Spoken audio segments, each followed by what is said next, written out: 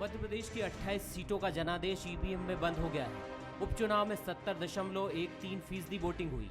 ये आंकड़ा 2018 से 3% कम है, लेकिन 7 सीटों पर मतदान का प्रतिशत पहले से ज्यादा रहा। आगर में सबसे ज्यादा 83.75% वोटिंग हुई, तो ग्वालियर पूर्व में सबसे कम 48.15% वोटिंग हुई। हालांकि वोटिंग के बाद दोनों दलों के अपने अपने दावे शुरू हो गए हैं। मतदान का जो अधिक परसेंटेज है, ये भी एक संदेश देता है, ये संकेत है कि किस प्रकार से लोगों में इतना उत्साह था वोट डालने का। ये वोट डालने का उत्साह भारतीय जनता पार्टी को एक दिशा दिखाता है। और जितनी बम्पर वोटिंग हुई है, उतनी बम्पर ही भारतीय जनता पार्टी की जीत होगी। कांग्रेस की बौखलाहट स्पष्ट रूप से दिखाई दे रही है। अब ये लोकतंत्र का मजाक उड़ाना है कि अभी से ईवीएम पर उंगलियां उठाई जा रही है। 2018 में ईवीएम ठीक थी जब तुम्हारी सरकार बनी। वोट प्रतिशत से जीत या हार का अंदाजा नहीं लगता, लेकिन कभी कभी कयास आसपास बैठते हैं। लेकिन इस बार चुनावी विश्लेषकों का गणित गड़बड़ा गया है। कोरोना काल में 70.13% वोटिंग क्या यथास्थिति वाला मतदान है? इस पर चुनाव विश्लेषकों की क्या राय है, ये भी देख लेते हैं। 6 विधानसभा क्षेत्र ऐसे जहां पर पोलिंग परसेंटेज बढ़ा है और बाकी ऐसे जो 22 क्षेत्र हैं जिनमें घटा है, और लेकिन सबको मिला के देखा जाए तो लगभग 2.8% पोल परसेंट घटा है। अगर ये घटने के आधार पर आप देखें तो स्थायित्व का प्रतीक और संकेत होता है। इसी बात का आकलन करना मुश्किल हो रहा है कि ये आखिर ये जो वोट रहा, इतना वोट डालने लोग पहुँचे, वो क्यों पहुँचे। दूसरा, इसमें ये देखना पड़ेगा कि वोट जो है ना, दो तरह से बाइफरकेट हुए हैं। एक तो जो दलित और स्लम बस्तियां हैं, कमज़ोर गरीब आदमी हैं, किसानों के लिए, वहाँ तो ज़्यादा वोट पड़ा है। और जो निम्न मध्यम वर्गीय और अब उच्च वर्ग है, जैसे ग्वालियर में हम देखेंगे तो जो शहरी क्षेत्र हैं वहाँ वोट का परसेंटेज कम रहा कॉलोनी में। इस वोटिंग ने अनुमान के पारंपरिक फार्मूले को भी उलझा दिया है। आमतौर पर माना जाता है कि ज्यादा वोटिंग सत्ता पक्ष से नाराजगी और विपक्ष के लिए पॉजिटिव साइन होता है। वोटर बदलाव के लिए बाहर निकलता है। लेकिन इस उपचुनाव में ये फार्मूला नहीं बनता, क्योंकि संख्या बल में बीजेपी कांग्रेस से कहीं आगे है। दूसरा, बीजेपी के बारे में कहा जाता है कि उसका कैडर मतदाता को पोलिंग बूथ तक ले जाने के लिए मतदान खत्म होने तक जुटा रहता है। ऐसे में ये मतदान किसका फायदा करेगा और किसका नुकसान, इसके लिए 10 नवंबर को नतीजों का इंतजार करना होगा। नमस्कार, मैं हूं शरद द्विवेदी और हमारा आज का मुद्दा है यथा मतदान तथा सरकार। बिल्कुल ठीक बात है। मतदान का जो भी प्रतिशत है वो ये बताएगा हमको कि किस तरह से किसकी सरकार बनने जा रही है।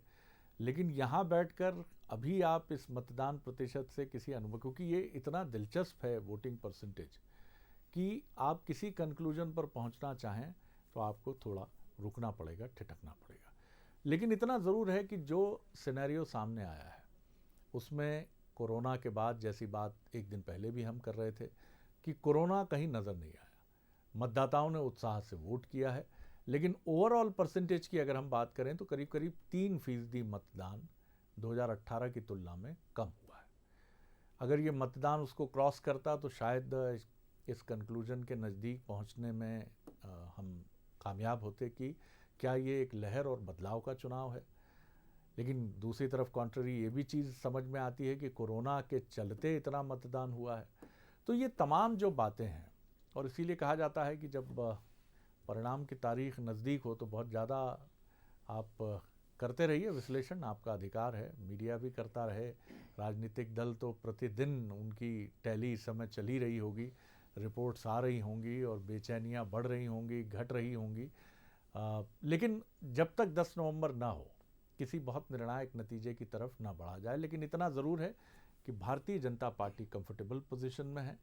और अगर कांग्रेस की बात करें तो 20 से अधिक सीटें लाने के बाद वो ऐसी स्थिति में ज़रूर हो सकती है कि जिस स्थिति में वो कोई मन बनाए कि अब हम उस हालात में हैं कि जहां कुछ समर्थन वगैरह लेकर हम भी मध्य प्रदेश की सियासत में कुछ उथल पुथल फिर पैदा कर सकते हैं। तो कांग्रेस के लिए अधिक बड़ी चुनौती है और बीजेपी के लिए चूंकि सिर्फ 9 सीटों का सवाल है, तो बीजेपी के लिए ये चुनौती कांग्रेस की तुलना में उतनी बड़ी नहीं है। लेकिन राजनीति है और राजनीति में क्या कुछ होता है ये 10 नवंबर हमको बताएगा। मिलिए उन मेहमानों से जो बातचीत में हमारे साथ हैं। मेरे साथ हैं वरिष्ठ पत्रकार, राजनीतिक विश्लेषक दिनेश गुप्ता जी, बहुत स्वागत करता हूँ। भारतीय जनता पार्टी के युवा नेता और प्रवक्ता कृष्ण गोपाल पाठक जी, बहुत स्वागत है। और कांग्रेस के युवा नेता और प्रवक्ता अजय सिंह यादव जी, उनका भी स्वागत है। दिनेश जी, बहुत ही दिलचस्प हमारे पास आंकड़े हैं मतदान के, और चूंकि बाई इलेक्शन में कोई एग्जिट पोल भी नहीं होता, हमने 1-2 एजेंसियों से बात की जो करती रही हैं इलेक्शंस के लिए एग्जिट पोल, तो उन्होंने कहा कि बाई इलेक्शंस में हम भी नहीं जाते हैं। हालांकि राजनीतिक दलों ने ज़रूर अपने अपने एग्जिट पोल पूरे कर लिए हैं और उनके अपने पॉपुलर थॉट्स हैं जो सोशल मीडिया में बहुत ताकत के साथ वायरल भी हो रहे हैं। आप किस तरह देखते हैं यहाँ बैठकर, अगर हम अनुमान लगाने की बात करें, क्योंकि आज से लेकर बुधवार से लेकर सोमवार तक ये अनुमानों का जो बाजार है ये सरगर्म होगा, क्या कहेंगे आप? जी, एक तो जो एग्जिट पोल वाली जो एजेंसियां हैं ना, उनको ये इस बारे में रीथिंकिंग करना पड़ेगा कि जब इस तरह के चुनाव होते हैं जिसमें एक बार फिर सरकार का फैसला हो सकता है जी, तो उसमें उनको ज़रूर, मेरे ख्याल से उनको दिलचस्पी लेना चाहिए। लेकिन इस बार जो चूंकि एक हमने पहले से तय सोच रखा था कि शायद कोरोना के कारण परसेंटेज डाउन होगा, ये हमारी एक हाइपोथेटिकल चीज़ थी। लेकिन बिहार में जिस तरह का कोरोना के कारण के बाद भी जो ट्रेंड था, तो उससे इलेक्शन कमीशन तो बड़ा कंफर्टेबल था कि हमारे पोलिंग परसेंट पर कोई फ़र्क नहीं आएगा। तो हमने ये देखा भी, जो बहुत माइनर सा कई कॉन्स्टिट्यूंसी में फ़र्क है, यदि ग्वालियर पूर्व छोड़ दें तो बहुत ज़्यादा ऐसा फ़र्क नहीं है कि 1-2% का जो फ़र्क है वो सामान्यतः हार जीत के अंतर पर बहुत रिफ्लेक्ट करता है कि क्या है। और जैसे ये चुनाव है ना, इस चुनाव में आम चुनाव जैसे ही उत्साह था लोगों को, क्योंकि जिस तरह का माहौल गर्म था और जिस तरह से सत्ता परिवर्तन था, तो लोग भी जो है ये चाहते थे कि वो अपना एक पार्टिसिपेशन इस पूरे प्रोसेस में उनका होना चाहिए। तो वो आप देखिए गांव में भी निकले, शहरों में कुछ हिस्सा ऐसा हो सकता है जहां नहीं निकले, लेकिन सामान्यतः आप मुरैना से मंदसौर तक जाएंगे तो जो पूरी लाइन है मध्य प्रदेश की, आप जितने मैप पर देखेंगे ना, तो लगभग हर जिले में कोई ना कोई चुनाव था। तो लगभग सब जगह एक जैसा वहाँ स्थिति थी। और ये इसके पीछे जो मुझे लगता है कि जो टसल जब जो बहुत ज़्यादा होती है तो लोग अपने अपने वोट को बाहर निकालने के लिए वो कोशिश करते हैं। तो ये इसमें ये रिफ्लेक्ट भले ही ना हम ना कर हो कि कौन जीत रहा है कौन हार रहा है, लेकिन ये है कि लोगों ने जो है वोटर को बाहर निकालने की राजनीतिक दलों और उम्मीदवारों ने दोनों ने कोशिश जरूर की। जी जी, और यही सबसे बड़ी चीज़ रही कि एक तो ऐसा चुनाव था जो आम चुनाव से कम नहीं था 5 साल, और दूसरा दोनों ही दलों की कोशिशें ऐसी थी और प्रत्याशी चूँकि उनके लिए डू और डाई की बैटल रही है ये, तो उन्होंने भी कोई कोर कसर नहीं छोड़ी। इसलिए मतदान और निश्चित तौर पर निर्वाचन आयोग के इंतजामात और तमाम मशीनरी की एक तैयारी, और यही वजह है कि आपको कहीं ये खबर सुनने को नहीं मिली होगी कि किसी कोरोना को लेकर अगर कहीं कोई व्यवधान पैदा हुआ हो या कोई मतदान दलों में कोई बेचैनी या तकलीफ की कोई बात सामने आई हो। अजय जी, आप क्या कहेंगे, फिर मैं बीजेपी के रिएक्शन पर आऊँगा। देखिए शरद जी, जिस तरह से मध्य प्रदेश के मतदाताओं ने मतदान में उत्साह दिखाया, वो कांग्रेस पार्टी के लिए एक शुभ संकेत है। हम अपनी बात जनता तक पहुंचाने में सफल हुए। कोरोना काल के बाद भी 70% से ज़्यादा मतदान होना, अगर हम पिछले 2018 के 73% को बेस माने तो वो तब तक के मध्य प्रदेश का इतिहास का हाईएस्ट था। अन्यथा मध्य प्रदेश में 55, 60, 65% से ज़्यादा मतदान कभी नहीं होता रहा है, और उपचुनाव में तो आमतौर पे 8 से 10% कम मतदान होता रहा। कोरोना काल में -5-7% तो वैसे भी माना जा रहा था, उसके बाद भी 70% क्रॉस होना। और हमने चुनाव में जो चीज़ देखी, हम अपनी बात पहुंचाने में सफल हुए। पहले दिन से हमने जो गद्दारों का मुद्दा उठाया, वो चुनाव के आखिरी दिन, मतदान के आखिरी समय तक वो मुद्दा इस चुनाव से बाहर नहीं हो पाया। इसलिए कांग्रेस पार्टी अपने फीडबैक के आधार पर पूरी तरह निश्चिंत है कि 20 से अधिक सीटें कांग्रेस पार्टी निश्चित जीतेगी और मध्य प्रदेश की सत्ता फिर से कांग्रेस के पास लौटेगी। जी, तो कांग्रेस का दावा है कि 20 से अधिक सीटें। अब देखते हैं कि क्या दावा करते हैं पाठक साहब। पाठक साहब, क्या कहेंगे आप? अजय जी ने अपनी बात रखी है और उनका कहना है कि जो मसला हम उठाते रहे हैं उस मसले पर मुहर लगने की भी वो बात और उसका दावा कर रहे हैं। जी क्या शरद जी, 2018 की स्थितियों पर हमें यहाँ पर ध्यान देना होगा। 2018 में भारतीय जनता पार्टी हारी नहीं थी, बल्कि कांग्रेस के बड़े बड़े वादे जो बाद में झूठ, कपट और छल साबित हुए, वो जीते थे। आपको ध्यान होगा 28 सीटों में से कई सीटें ऐसी थीं, अधिकतर 20 के ऊपर, जिनमें कांग्रेस पार्टी की जीत का अंतर 1000 के नीचे से शुरू होता था और 3000 तक जाता था। यह स्थिति कांग्रेस पार्टी की तब बनी थी जब वो बड़े, हम हर बेरोजगार को 4000 रुपये प्रति माह बेरोजगारी भत्ता देंगे, जैसे 2 लाख हर किसान का कर्जा हर किसी बिना किसी शर्त के माफ करेंगे, स्कूटी देंगे कन्याओं को, 51,000 रुपया मुख्यमंत्री कन्यादान में बढ़ा देंगे, ऐसे वादे करके आए थे। सिर्फ उनका उद्देश्य सत्ता प्राप्ति करना था। अगर हम वोटिंग परसेंट पे भी जाएंगे तो भारतीय जनता पार्टी 5 सीटों से पीछे जरूर थी, लेकिन मध्य प्रदेश में हमारा वोटिंग परसेंट उस समय 2018 में भी ज्यादा था।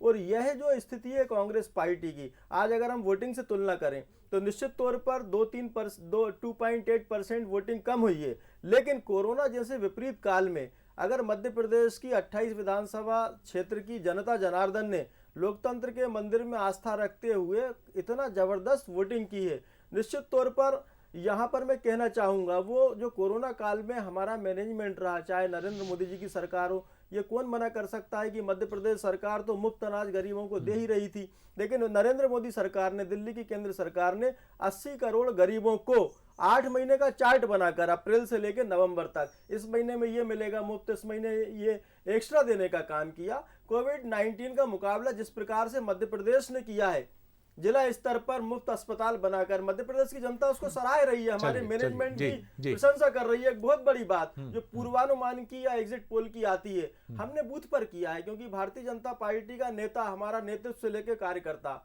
हमने उनको विभिन्न कैटेगरी में विभाजित किया था। बूथ प्रमुख, सेक्टर प्रमुख, मंडल वाले हो गए, जिले वाले हो गए, प्रदेश वाले हो गए, सब हर बूथ, हमने ऐसा कोई सा बूथ नहीं छोड़ा। और निश्चित तौर पर कांग्रेस पार्टी से मैं ये बोलना चाहूंगा कि बूथ के आदमी से बात कर ले, कांग्रेस पार्टी कब पहुंची और भारतीय जनता पार्टी जल्दी से आप भी तो दूध का दूध पानी का पानी हो जाएगा। हमारी जो आंखें हैं वो बूथ को देखकर बोल रही हैं। जब हम योजनाओं के बारे में हाथ उठाते थे, प्रधानमंत्री आवास योजना हो, मुख्यमंत्री कन्यादान योजना हो, उज्ज्वला योजना हो, जो मुफ्त में हमने टॉयलेट दिए, आज मसला आपकी सरकार की संभावनाएं हैं। देखिए शरद जी, इस चुनाव में एक विशेष चीज जो देखी गई, कांग्रेस पार्टी पूरे समय चुनाव में पॉजिटिव रही और आप नकारात्मक रहे। हमने कहा हमने कर्जा माफ किया, आप कहते रहे नहीं किया, लेकिन आप अपनी उपलब्धियों पे चुनाव में नहीं उतर पाए। हम कहते रहे कि हमने 100 रुपए बिजली बिल दी, आप कहते रहे बड़े बड़े बिल आए, जबकि सरकार आपकी थी, आपके पास पॉजिटिव कुछ नहीं था। इस चुनाव में जननायक बन के कमलनाथ जी उभरे, चारों तरफ चुनाव उनके चारों तरफ घूमता रहा। ये कांग्रेस की सफलता है। कुछ सेकंड्स पाठक साहब, सेकंड्स में भारतीय जनता पार्टी का चुनाव हमारे 15 साल के किए गए काम और मोदी सरकार के काम पर आधारित था। चाहे 370 से लेके गांव के मुद्दे तक जो हमने गांव को प्रोवाइड किए, जनता को सुख सुविधाएं दी थी, इन्होंने बंद कर दी थी। वहीं कांग्रेस का प्रचार, आपको भी नारियल फोड़ रहे हैं शिवराज जी, आइटम बोल रहे हैं महिला मंत्री को, इनके जो शब्द थे बिगड़े, जनता ने उनको भी नापसंद किया। नकारात्मकता तो कहीं कोई कमी नहीं थी साहब, और दोनों ही पक्षों की तरफ से जम के चला है ये मामला, इसलिए ये तो छोड़िए, अब तो नतीजों पर आए।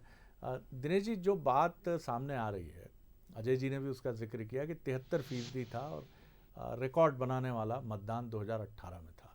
लेकिन 2019 में इन्हीं सीट्स में अगर हम असेंबली सीट वाइज जाएंगे तो हम देखते हैं एकदम से मतदान का प्रतिशत कम हुआ।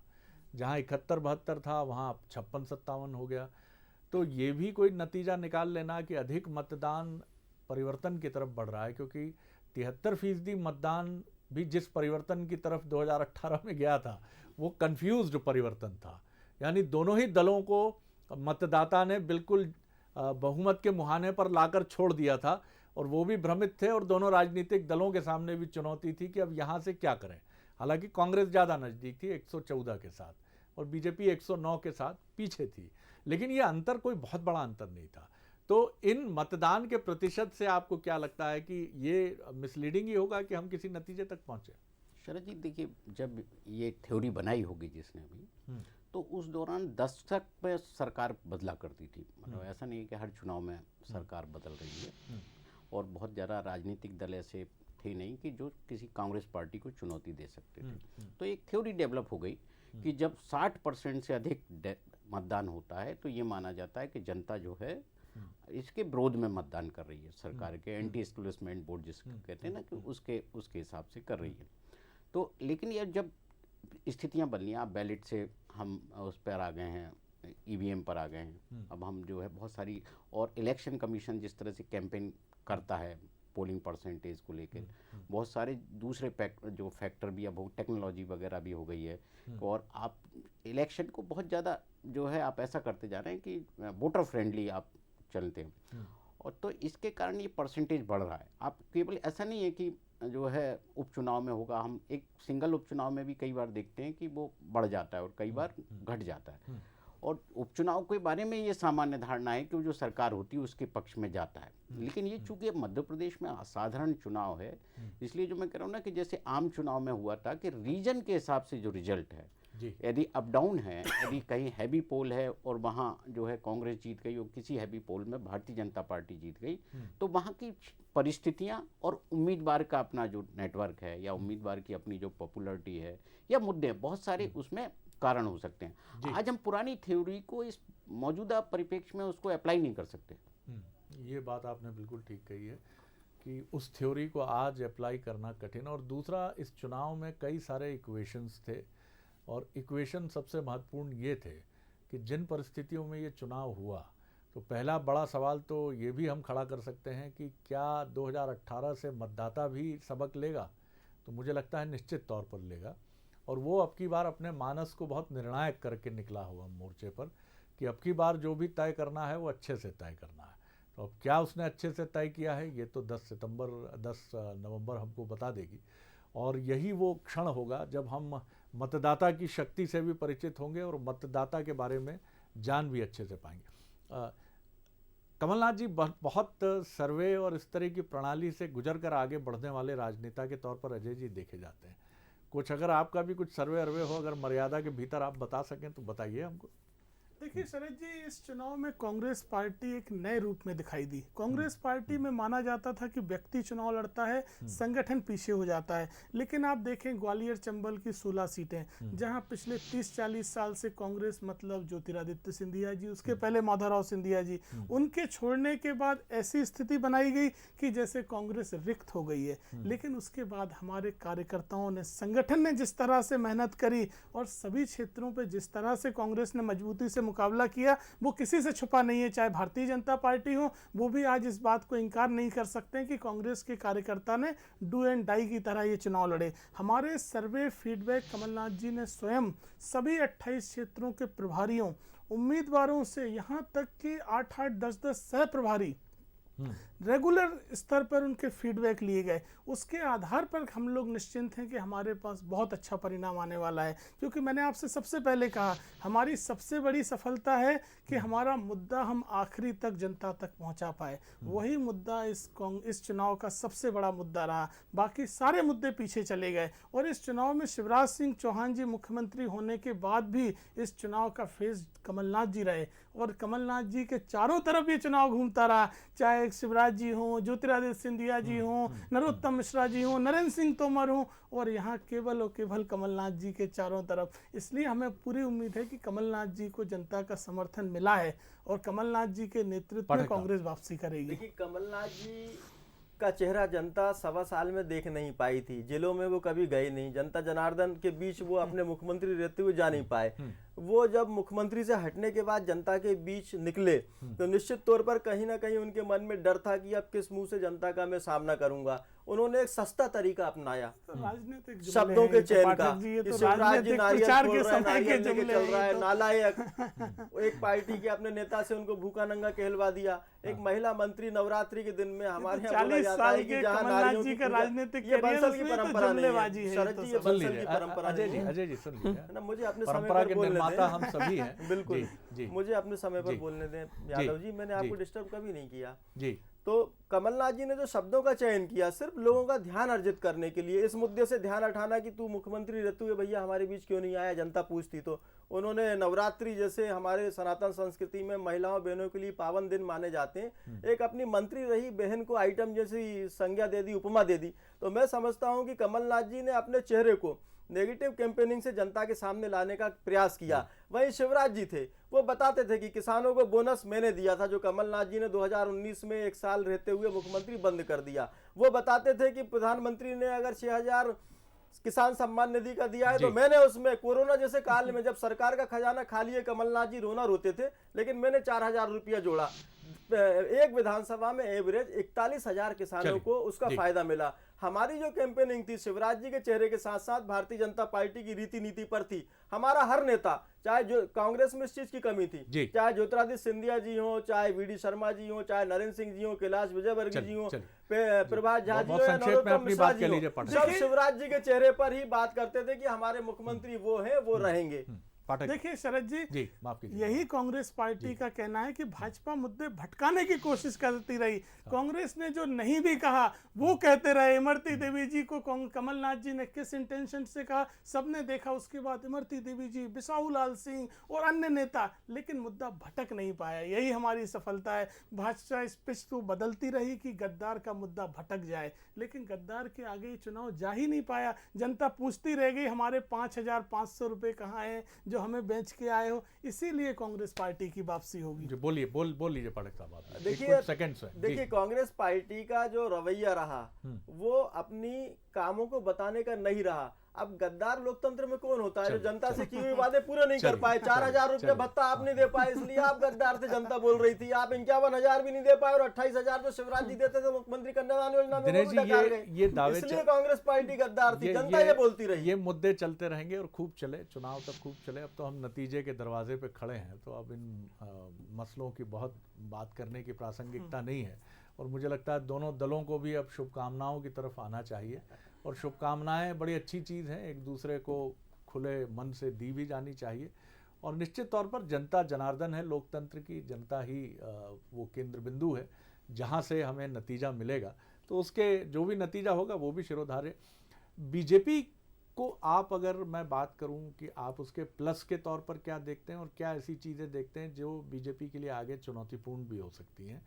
मैं इसको इस तरह देखता हूं कि बीजेपी ने ये चुनाव बहुत ही एकजुट होकर लड़ा, जिसकी आशंका शुरू में थी कि बीजेपी में ये 22 जो मेहमान आए हैं सदल बल कांग्रेस में, ये एक बड़ी खलबली पैदा करेगा। और इनिशियली ये हमने देखा भी, मालवा में शेखावत जी को देखा हमने, दीपक जोशी जी को देखा, ग्वालियर चंबल में पवैया जी को देखा, तमाम क्षेत्रों में पारुल जी तो क्षुब्ध होकर चली ही गई कांग्रेस में, और कन्हैया लाल अग्रवाल जी बमौरी में चले गए।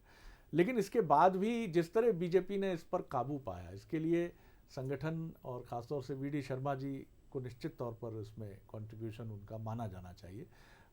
बाकी बीजेपी तो मूल्यांकन करेगी। आप किस तरह देखते हैं, क्या प्लस बीजेपी का और क्या चुनौतियां आगे? जो भी इस वक्त इस प्लस में है वो तो भारतीय जनता पार्टी है।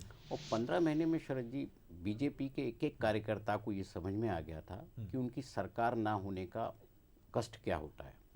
आप बहुत सारे जो चुनाव में विवाद वगैरह के विषय रहते हैं उसमें आए भी सामने।